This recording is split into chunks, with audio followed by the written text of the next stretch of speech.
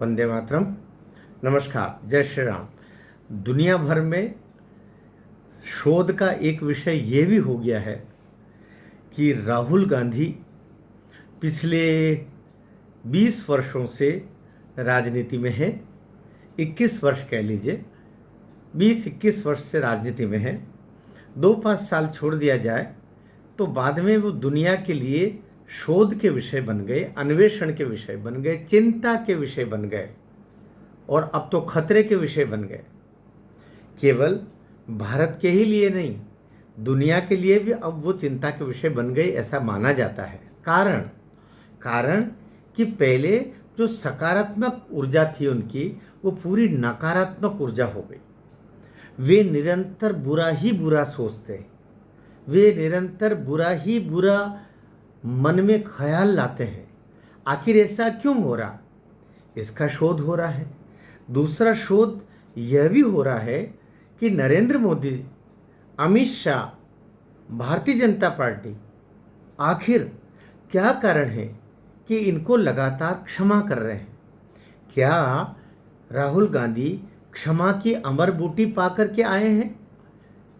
वे निरंतर ऐसे और कार्य करते जा रहे हैं जिसमें केवल सजाएं मिलनी चाहिए, जिनमें गिरफ्तारियां होनी चाहिए, जिनमें उन्हें दंडित किया जाना चाहिए। लेकिन दंडित करने के स्थान पर, सजा देने के स्थान पर उन्हें और ज़्यादा स्वतंत्रता प्राप्त होती जा रही है, जिसके कारण से उनका दुस्साहस और बढ़ता जा रहा है।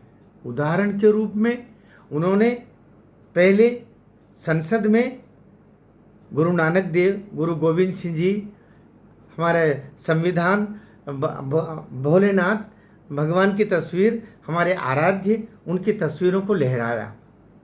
ये अपने आप में धार्मिक भावनाओं का अपमान था। लेकिन संसद में किए जाने वाले किसी दुराचार के लिए सजा का प्रावधान अब तक है ही नहीं। ये राहुल गांधी भी जानते थे और उन्होंने उसको कर गुजरे। बाहर आकर जाति इसलिए कि उनको पता है जब तक हिंदुस्तान ताकतवर रहेगा तब तक हिंदुस्तान को कुछ बिगाड़ नहीं सकते। हिंदुस्तान की ताकत को ख़त्म करने के लिए इसे जातियों में बांटना ज़रूरी है। इसलिए वे निरंतर जातियों में बांटने की बात करते हैं। वे निरंतर इसे कमज़ोर और कमज़ोर करने की बात करते हैं। कोरोना के दौरान दुनिया ने उनको देखा, हम सब ने उनको देखा कि वे कहते रहे 20 लाख करोड़ का आप उन्हें लोन क्यों दे रहे हैं? जिन्हें काम चाहिए उन्हें लोन मत दीजिए, उन्हें फ्री में दे दीजिए 20 लाख करोड़।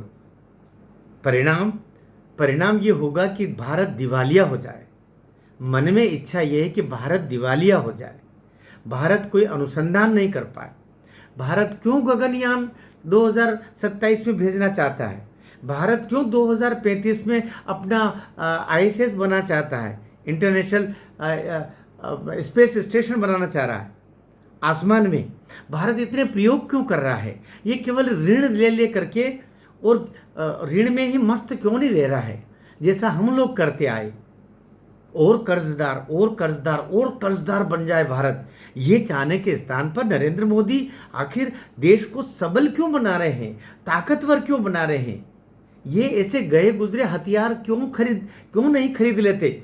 जैसे हमने बोफोर्स खरीद के और आखिर बोफोर्स को भी काम में ले ही लिया। ये यहाँ पर S-400 क्यों बनाना चाह रहे हैं? ये यहाँ पर क्यों ब्रह्मास्त्र मिसाइल बना रहे हैं? क्या आवश्यकता है? जैसे नेहरू जी एक समय, इनके नाना जी बोला करते थे, हमें गोले बारूद की क्या आवश्यकता है। 1955 में उन्होंने बोला और वैसा किया भी कि जब चीन हमारा मित्र है, जब पाकिस्तान हमारा मित्र है, तो हमें गोले बारूद की क्या आवश्यकता है। परिणाम ये हुआ 1962 में जब चीन ने भारत पर आक्रमण किया तो भारत की जो जितनी फैक्ट्रियां हैं, आयुध निर्माणी फैक्ट्रियां, उनके पास न गोले थे, न बारूद था, न हथियार थे। हजारों सैनिक हमारे सिक्किम की पहाड़ियों में नीचे दर्रों में बर्फ में दब के रह गए, मर गए। चचा शांति के कबूतर उड़ाते रहे, उधर आत्माएं भी भारत के सैनिकों के आसमान में जाती रही।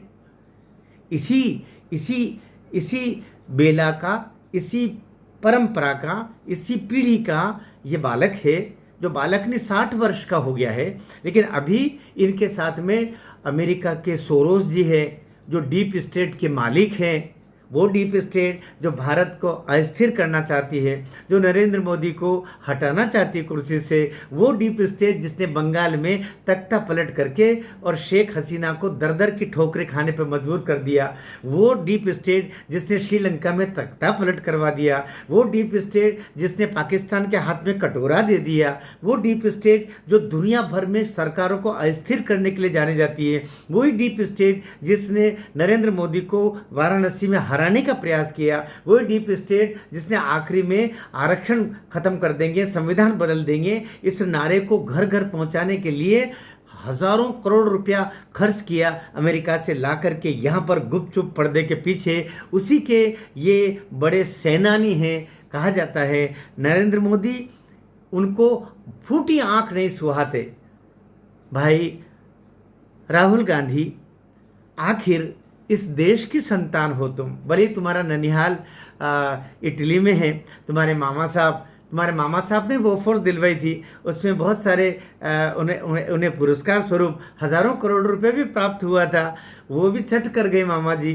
थोड़ा बहुत आपको देते होंगे, ज़्यादा तो क्या देते होंगे, मामा लोग कब किसको देते हैं। हो सकता आपके मामा अच्छे हों, लेकिन मामा तो कंस ही हुए हैं ज़्यादातर, कभी कभी अच्छे भी रहते हैं। आपके मामा जी अच्छे हो सकता जो उन्होंने हज़ारों करोड़ रुपए लिए, कहा जाता उसमें से कुछ पैसा अपने राजीव गांधी फाउंडेशन में भी दिया होगा। जैसे चीन आपके फाउंडेशन को देता रहता है बहुत सारा पैसा, उसके एवज में आप चीन के ड्रोन को लेकर के दिल्ली में उड़ाते हो और आप कहते हो कि चीन का ड्रोन कितना अच्छा है।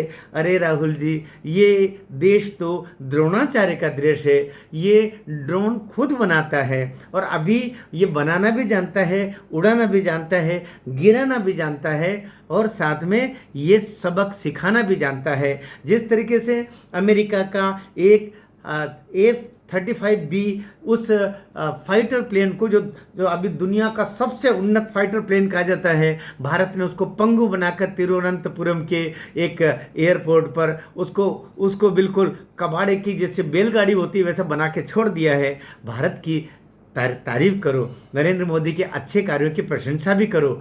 आपको छुट्टे बाहर छोड़ रखे हैं, ये नरेंद्र मोदी के लिए, अमित शाह के लिए भी खोज का विषय है। सब लोग सोच रहे हैं कि मोदी इतनी कृपा क्यों कर रहे हैं, ये जेल में होना चाहिए, वहीं शायद ठीक रहते हैं। तभी ये एक दफ़े तो अभी कोर्ट से इनको मुक्ति मिली, लेकिन सुप्रीम कोर्ट ने फिर वहाँ उनको सहयोग कर लिया। वही सुप्रीम कोर्ट जिसने राहुल गांधी की संसद सदस्यता बहाल कर दी, यही सुप्रीम कोर्ट ही था जो 24 जून 1975 को इनकी दादी को जब इमरजेंसी लगाई थी, उससे पहले उनको प्रधानमंत्री के रूप में कार्य करने के लिए छूट दे दी थी। और जो छूट का परिणाम ये रहा कि 24 जून 1975 को दादी को छूट मिली, 25 जून 2075 को उन्होंने संविधान का गला घोंटा। उन्होंने, इंदिरा जी ने, उनकी दादी ने, राहुल जी की दादी ने ख़त्म कर दिया सारे कोर्ट को, न्यायपालिका को। जिस न्यायपालिका ने उनको मोहलत दी थी, उसी मोहलत का लाभ उठा करके और उन्होंने सुप्रीम कोर्ट की धज्जियां उड़ा के इमरजेंसी